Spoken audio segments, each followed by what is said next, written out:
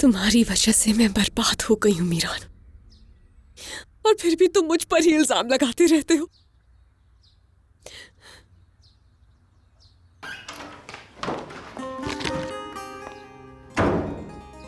वाह रयान वाह, तुम फिर से आ गई इस घर में मुंह उठा के।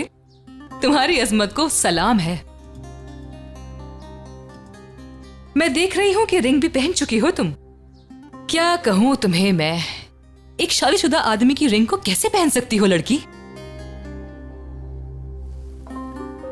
तुम अपनी हैसियत खो चुकी हो।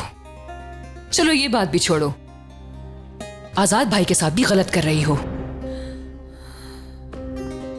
तुम्हें एक बात कहूं रयान, तुम्हारे साथ जो कुछ भी हुआ है ना, उसमें तुम्हारी गलती है, और तुम पे तो तरस भी नहीं आता मुझे। निकल जाओ यहां से, चली जाओ वरना बहुत बुरा होगा तुम्हारे साथ। डर गई मैं तो।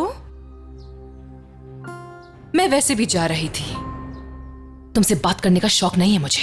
तो फिर आई ही क्यों थी यहाँ?